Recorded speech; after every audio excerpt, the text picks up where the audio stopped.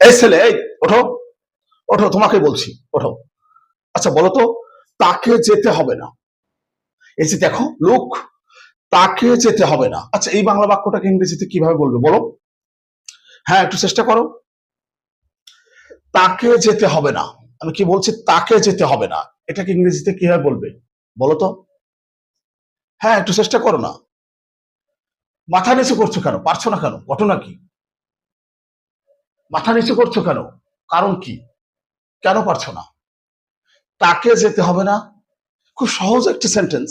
এটাকে আমি ইংরেজিতে বলতে বলছি, মানে এটাকে তোমরা ইংরেজিতে কিভাবে বলবে, পারবে না বলতে? হুম, ব্যাপারটা বোঝো। দেখো তুমি যদি 12টা টেন্স সম্পর্কে, তোমার মধ্যে যদি 12টা টেন্স সম্পর্কে সমুদ্রের বিশাল গভীরতা, মানে ওই রকম জ্ঞানও যদি তোমার মধ্যে থাকে, মানে 12টা টেন্স সম্পর্কে যদি তুমি ফানা ফানা করে ফেলো, তবুও তুমি এটাকে ইংরেজিতে বলতে পারবে না। শুধু যে টেন্স পারলেই তুমি এগুলো পারবে ব্যাপারটা এরকম না, এগুলো তোমাকে একটু ভিন্ন ভাবে, ভিন্ন আঙ্গিকে শিখতে হবে, যেটা আজকের ভিডিওতে আমি তোমাদেরকে দেখাবো। এই ধরনের ভিডিও ভালো লাগলে শেয়ার করে অন্যদেরকে দেখার সুযোগ করে দিও। আর প্রতিনিয়ত আমি তোমাদের জন্য এরকম ভিডিও আপলোড দিচ্ছি, আমাকে আমাকে ফলো করে নিয়মিত ভিডিওগুলো দেখতে থাকো। ইংরেজিটা পানি পানি পানি হয়ে যাবে, হ্যাঁ কথা দিচ্ছি। মানে আমি তো বলছি, দেখতে থাকো না, আমার প্রেমে পড়ে যাবে। হ্যাঁ আমার প্রেমে পড়বে।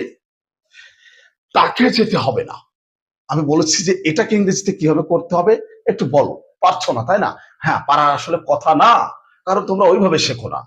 তোমাদের মধ্যে হয়তো টেন্স সম্পর্কে একটু ধারণা আছে, কিন্তু স্পোকেন ইংলিশ সম্পর্কে বা স্পোকেন ইংলিশটা নিজেদেরকে কিভাবে ইমপ্রুভ করা যায় ব্যাপারে তোমাদের মানে কোনো মানে ইয়ে নাই। আচ্ছা দেখো, তাকে যেতে হবে না, তাকে যেতে হবে না, আসলে বুঝতে পারছো না যে কিভাবে করবা তাই না? একটু বোঝো, মানে এটাই মানে মূল বিষয়। এই যে কোনো কাজ করতে হবে না, কোনো কাজ করতে হবে না, দেখো এখানে কি যেতে হবে না মানে যাওয়া কাজটা হবে না। কোনো কাজ করতে হবে না যখন, তখন ব্যবহার করতে হবে কি জানো? Don't have to, don't have to, অথবা doesn't have to, doesn't have to. মানে সাবজেক্ট যদি থার্ড পারসন সিঙ্গুলার নাম্বার হয়, সেক্ষেত্রে ডাজেন্ট হ্যাভ টু ব্যবহার করবো। এটাই হচ্ছে মূল বিষয়। ঠিক এই মুহূর্তে যে কথাগুলো বললাম না, কোনো কাজ করতে হবে না, কোনো কাজ করতে হবে না, তখন আমরা কি ব্যবহার করবো? Don't have to, doesn't have two. কি বোঝো না ব্যাপারটা? ঢোকে না? ভাত খাও না নাকি? তোমার বাপ তোমার পিছনে যে অর্থ ব্যয় করছে, সেটার আউটপুট একটু দেওয়ার চেষ্টা করো। দেখো এই যে আমি কি বলেছি, কোনো কাজ করতে হবে না, তখন আমরা কি ব্যবহার করবো? Don't have to, doesn't have two.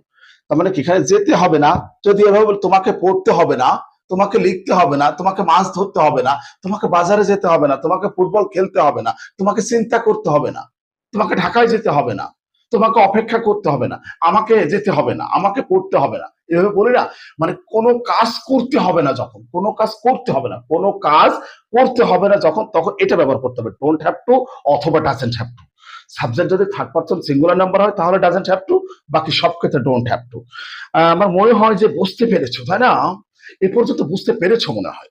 ভালো লাগলে একটু শেয়ার দিও, যেন অন্যরা দেখতে পারে, শিখতে পারে। আর আমাকে ফলো করে ভিডিওগুলো দেখতে থাকো না, কথা দিচ্ছি তো ইংরেজিটা পানি পানি হয়ে যাবে। আচ্ছা দেখো, তাকে যেতে হবে না, হ্যাঁ কি বলেছি, কোনো কাজ করতে হবে না, তখন don't have to, doesn't have two ব্যবহার করবো। হ্যাঁ স্ক্রিনে দেখো, তাকে যেতে হবে না, এখানে নিয়মটা হচ্ছে কি, subject plus don't have to অথবা doesn't have to plus V1 plus object, এটাই নিয়ম। স্ট্রাকচারটা তো বললাম। এখন দেখো যদি এবার বলি, তাকে লিখতে হবে না, he doesn't have two right, he doesn't have two right, আমার মনে হয় বোঝা যায় তাই না? আচ্ছা এখন দেখো, তাকে যেতে হবে না, he doesn't have to go, he doesn't have to go, কি ব্যাপারটা তাই না? আমার মনে হয় বোঝা যায়। তাকে মাছ ধরতে হবে না, he doesn't have to catch fish, আমাকে মাছ ধরতে হবে না, I don't have to catch fish. Subject third person singular number হলে ডাজ, আর যখন সাবজেক্ট ফার্স্ট পারসন তখন ডু। আমার মনে হয় ক্লিয়ার, ব্যাপারটা বুঝতে পেরেছো। শোনো, লেখাপড়াটা এটার উপর ডিপেন্ড করে, মানে তুমি কতটা নিতে পারছো। সবার পক্ষে তো আসলে এটা সম্ভব হয়ে ওঠে না, তবে তোমাকে চেষ্টা করতে হবে।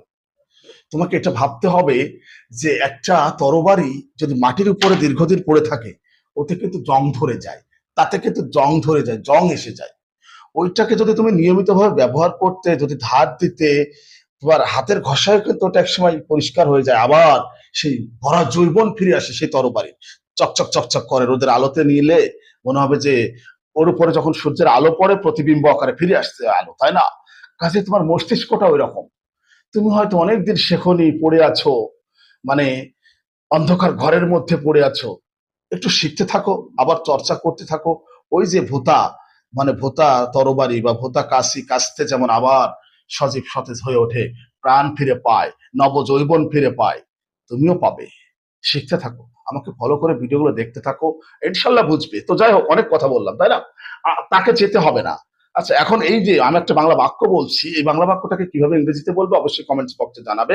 আমাদেরকে আমাদেরকে অপেক্ষা করতে হবে না, আমাদেরকে অপেক্ষা করতে হবে না। এই বাংলা বাক্যটাকে কিভাবে ইংরেজিতে বলবো অবশ্যই কমেন্টস বক্সে জানাবে। তো আজ এ পর্যন্ত, দেখা হবে নেক্সট ভিডিওতে। আল্লাহ হাফেজ।